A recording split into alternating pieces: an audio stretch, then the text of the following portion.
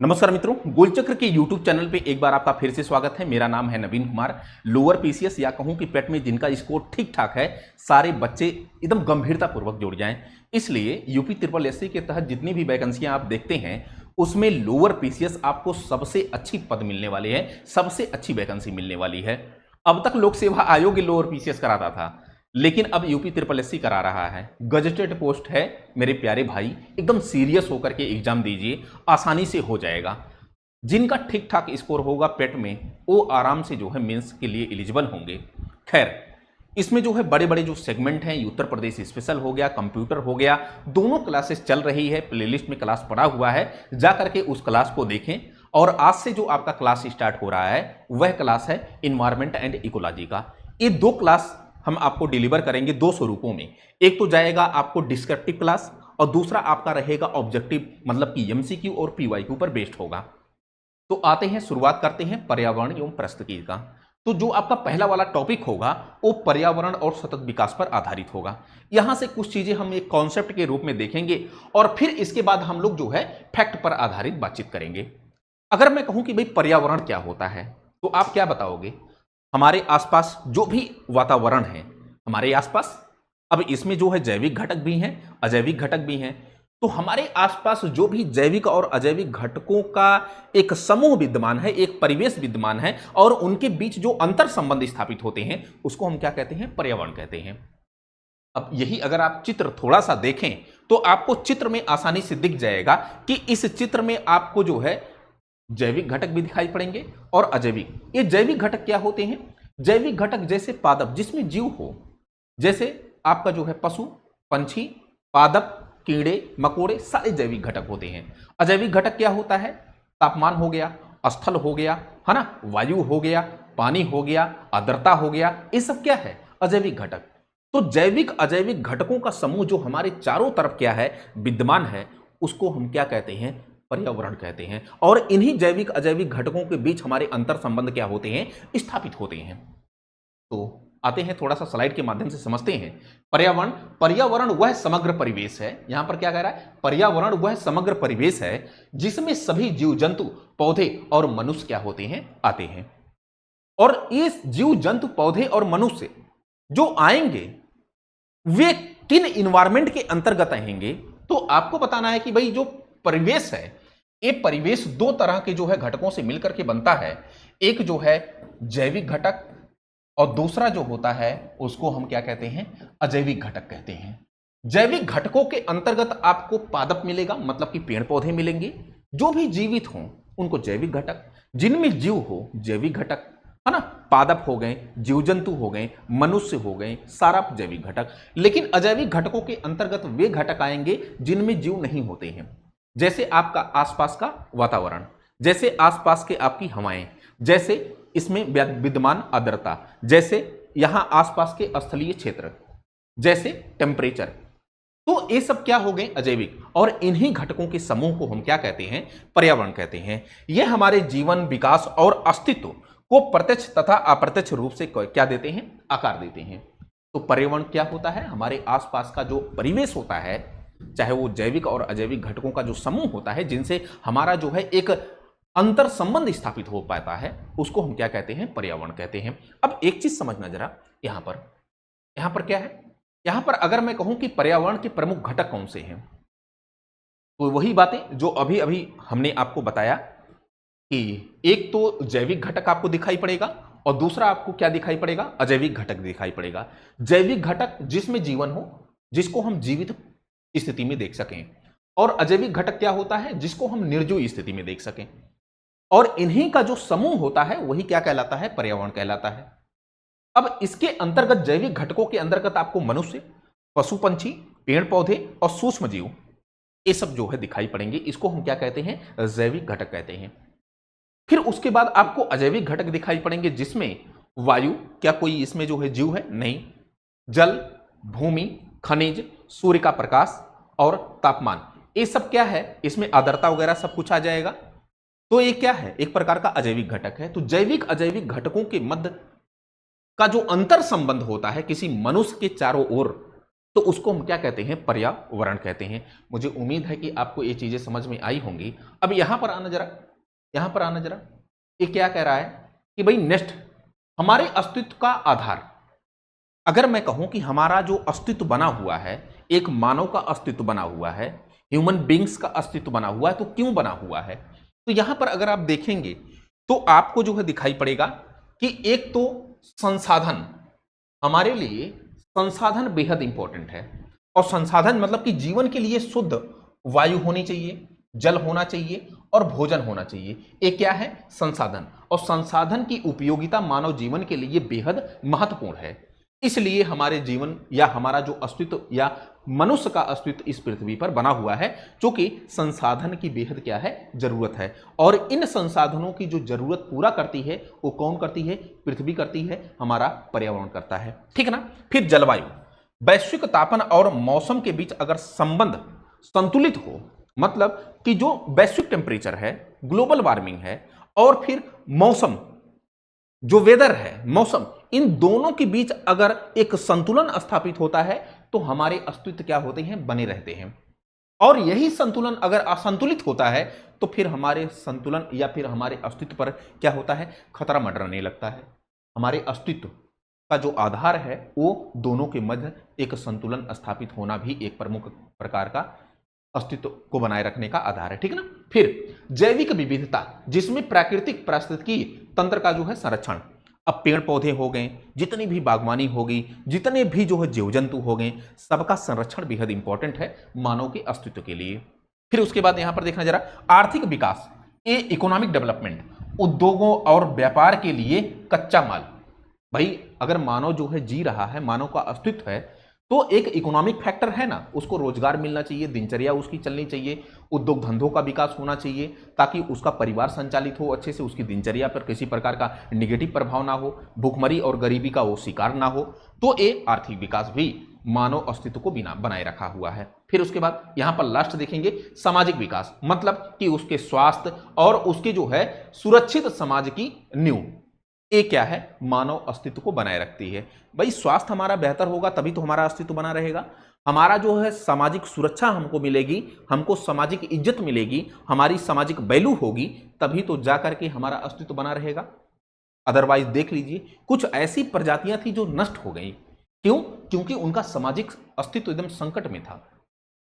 तो एक कुछ हमने जो है हमारे अस्तित्व मतलब कि मानव के अस्तित्व के लिए क्या कुछ जरूरी है, वो सब सारी चीजें हमने यहां पर देखा। अब एक चीज समझना जरा यहां पर, नेक्स्ट। अब नेक्स्ट अगर हम देखेंगे तो पर्यावरण की प्रमुख समस्याएं आपको दिखाई पड़ेंगी, कुछ पर्यावरण की प्रमुख समस्याएं। और वे पर्यावरण की प्रमुख समस्याएं क्या हो सकती हैं, यहां पर देखिए जरा। तो जलवायु परिवर्तन और ग्लोबल वार्मिंग। अच्छा, ग्लोबल वार्मिंग क्या है समझिएगा जरा।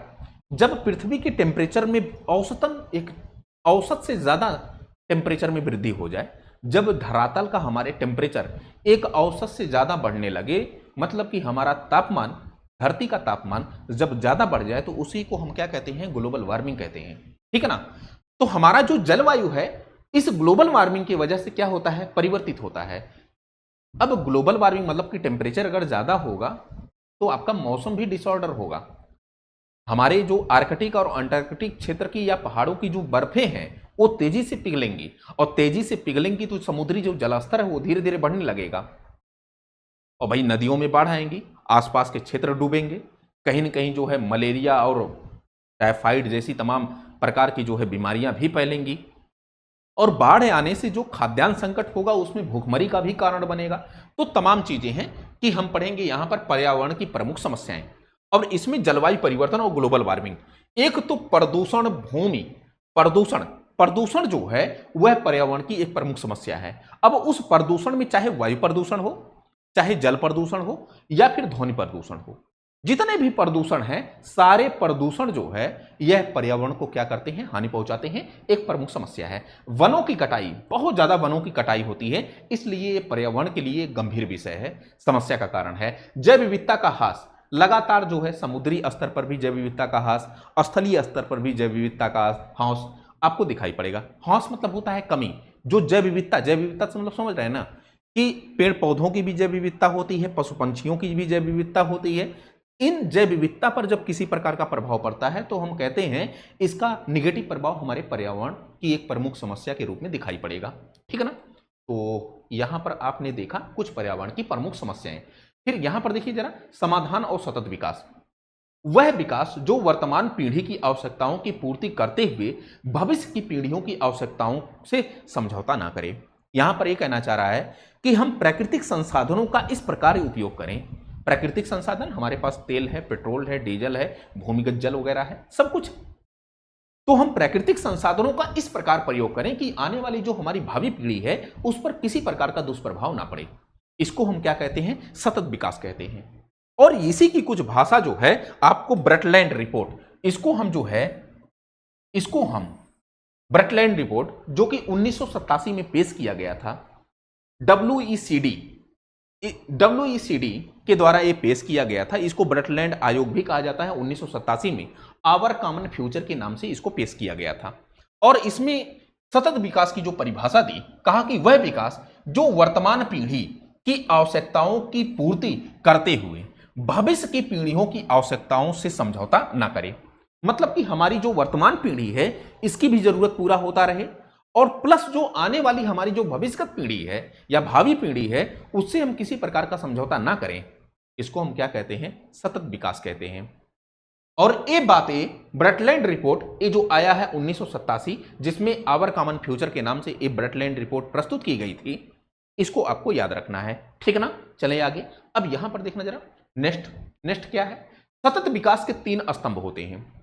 जो सस्टेनेबल डेवलपमेंट के कितने स्तंभ होते हैं? तो आपने बताना है कि साहब सस्टेनेबल डेवलपमेंट के 3 स्तंभ होते हैं। एक तो होता है आर्थिक विकास, दूसरा होता है सामाजिक विकास, दूसरा क्या होता है? सामाजिक विकास, और तीसरा होता है पर्यावरण संरक्षण। ये 3 स्तंभ होते हैं। अब जो आर्थिक विकास होता है इसमें हमने बताया कि भाई रोजगार, आय वृद्धि, उद्योग और व्यापार, ये आर्थिक विकास के जो है सूचक होते हैं। ठीक है। फिर उसके बाद सामाजिक विकास, इसमें स्वास्थ्य हो गया, शिक्षा हो गया, समान अवसर हो गया, गरीबी उन्मूलन हो गया, ये क्या है? सामाजिक विकास हो गया।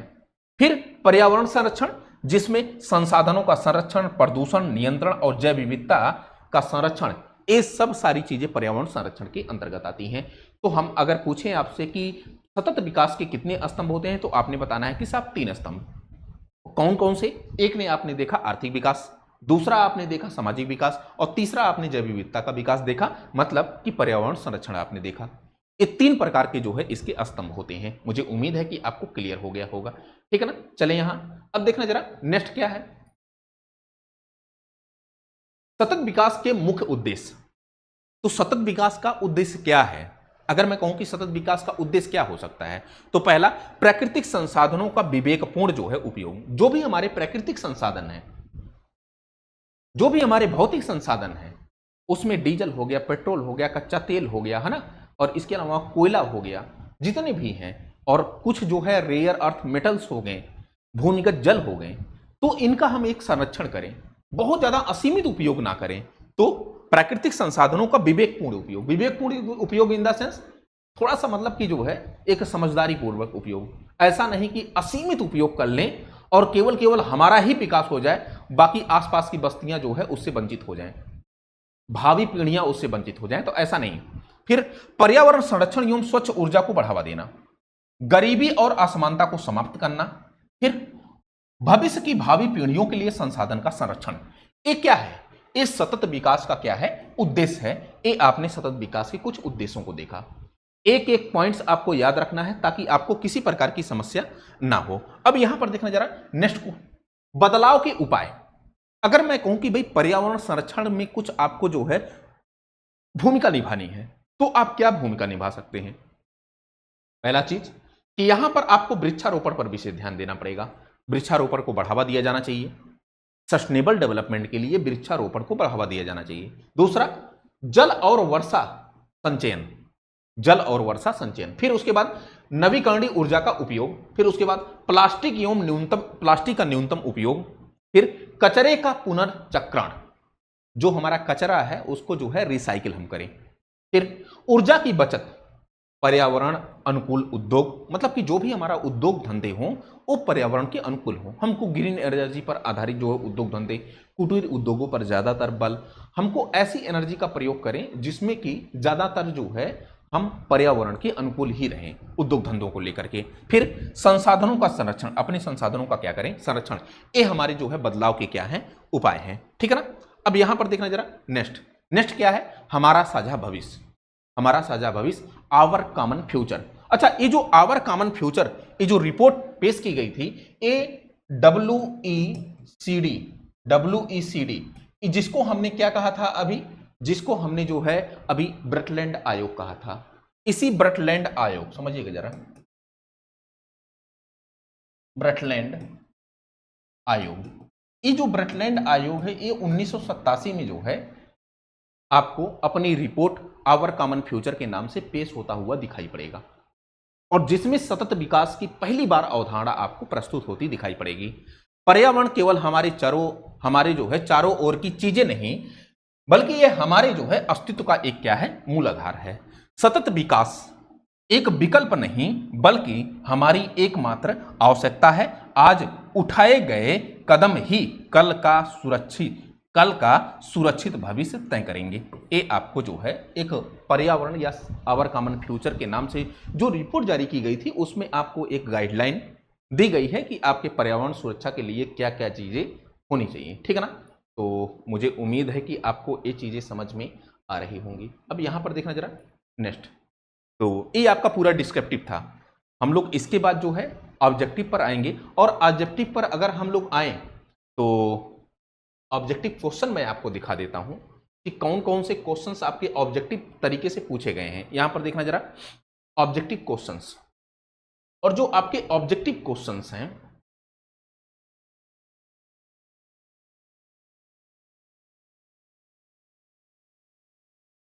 ये तो वही चीजें हैं। एक मिनट,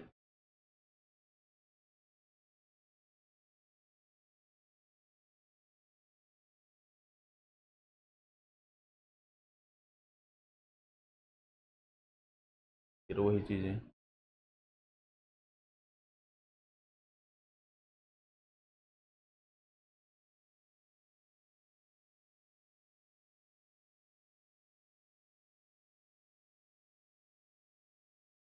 अब इस पर जरा एक क्वेश्चन, हम लोग कुछ क्वेश्चन देखते हैं कि कौन से क्वेश्चन इस पर पूछे गए हैं।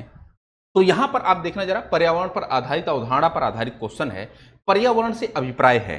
तो आपको क्या बताना है कि पर्यावरण से अभिप्राय है, तो मतलब कि अगर मैं कहूं कि पर्यावरण से अभिप्राय है, तो अभी अभी मास्टर ने आपको बताया कि पर्यावरण कहते किसे हैं, हमारे आसपास के जो जैविक अजैविक घटक हैं और उनके बीच जो अंतर संबंध स्थापित होता है उसको हम क्या कहते हैं, पर्यावरण कहते हैं।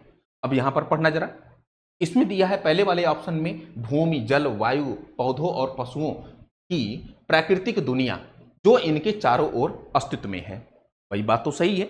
फिर उसके बाद उन संपूर्ण दशाओं का योग जो व्यक्ति को एक समय बिंदु पर घेरे रहती है, ये भी कुछ हद तक सही लग रहा है। फिर भौतिक, जैविकी और सांस्कृतिक तत्वों की अंतः क्रियात्मक व्यवस्था जो अंतः संबंधित होते हैं, जो अंतः संबंधित, यहां पर कह रहा है कि भाई तीन प्रकार के जो है एक तत्व होते हैं, एक जैविक, अजैविक और सांस्कृतिक, तीनों जब मिलते हैं तो एक पर्यावरण का स्वरूप हमको दिखाई पड़ता है।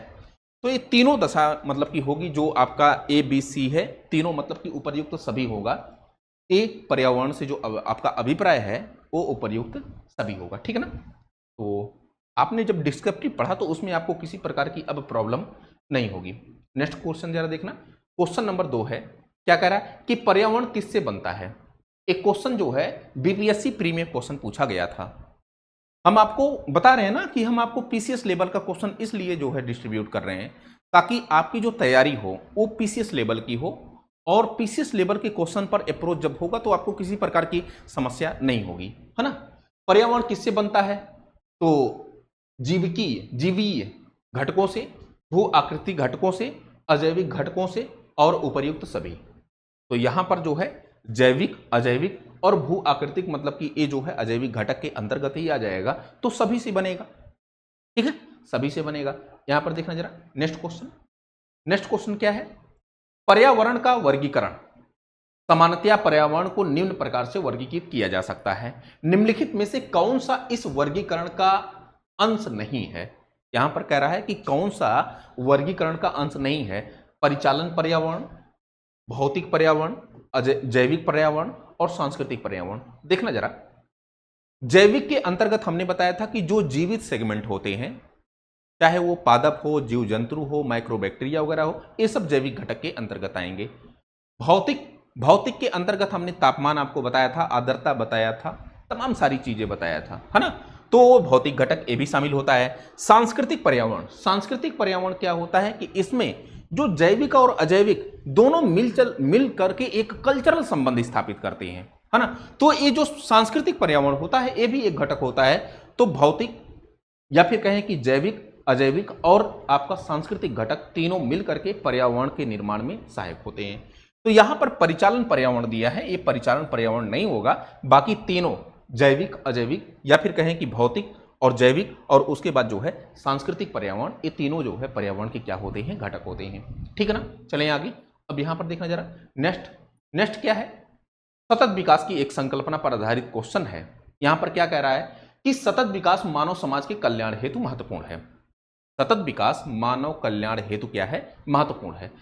क्योंकि लगा करके ऐसे क्वेश्चन का जवाब आप ढूंढने की कोशिश करें, क्योंकि सतत विकास से अभिप्राय ऐसे विकास से है जो भावी पीढ़ियों की जरूरतें पूरी करने की योग्यता को प्रभावी किए बिना वर्तमान समय की आवश्यकता को पूरी करे। तो बात सही है, ये आपका जो है एक प्रकार से दोनों कथन सही है और व्याख्या भी स्पष्ट तौर पर कर रहा है किसकी? सतत विकास मानव समाज के कल्याण हेतु। ठीक है, तो आपका देख लीजिए स्पष्ट जो व्याख्या है वो 1 नंबर का है। ठीक, चलें आगे। यहां पर देखिए जरा, नेक्स्ट जो क्वेश्चन आपका है, क्वेश्चन नंबर, नेक्स्ट क्वेश्चन कर लीजिए इसको, ठीक है ना। और ये कब पूछा गया है?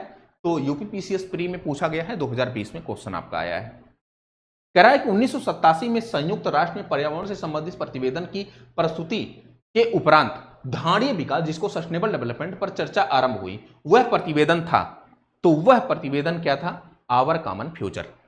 ये 1987 में जो एक प्रकार से ब्रटलैंड रिपोर्ट पेश की गई थी, इसका एक ध्येय वाक्य था आवर कॉमन फ्यूचर, हमारा साझा भविष्य। ठीक है ना।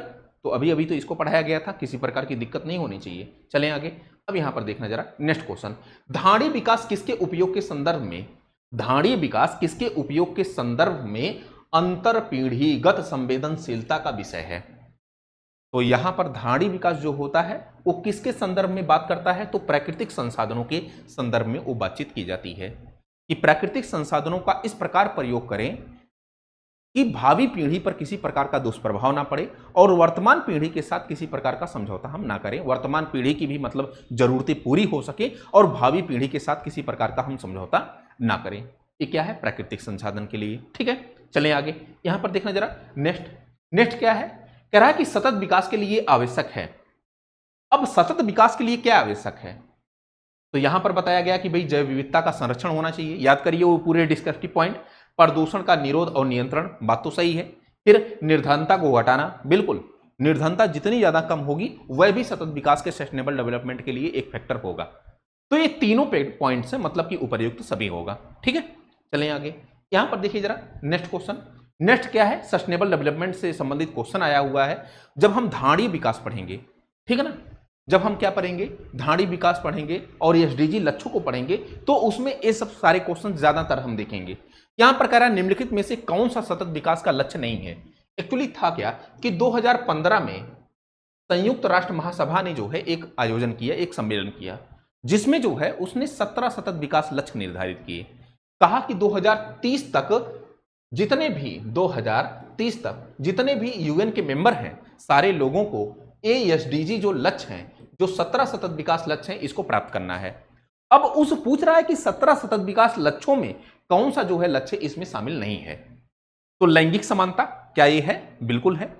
एसडीजी 5, क्या भूखमरी, शून्य भूखमरी है? बिल्कुल है। क्या अंतरिक्ष अनुसंधान है? क्या स्वास्थ्य एवं भलाई है? तो अंतरिक्ष अनुसंधान नहीं है, आपका भूखमरी भी है, आपका अच्छा स्वास्थ्य एवं भलाई भी है। ठीक ना। और आपका लैंगिक समानता और जो है शून्य भूखमरी है, मतलब कि हम जो है भूखमरी का उन्मूलन भी करेंगे। तो 17 सतत विकास जो लक्ष्य है उसको लेकर के हम लोग जो धारणीय विकास पढ़ेंगे तो पूरा डिटेल से पढ़ेंगे। तो उसमें क्या है, पहले में SDG 1 में क्या है, गरीबी, दूसरे में क्या है, भुखमरी, उसके बाद शिक्षा, उसके बाद स्वास्थ्य, उसके बाद असमानता, फिर लास्ट 6 में आप जाएंगे तो आपको स्वच्छ जल, ये सब सारी चीज़ें आपको दिखाई पड़ेंगी। ठीक है ना। तो मुझे उम्मीद है कि आपको क्लास पसंद आया होगा। कल मिलते हैं इसी को जो है सेगमेंट को आगे बढ़ाते हुए। आज के लिए फिलहाल इतना ही। थैंक यू सो मच, शुक्रिया।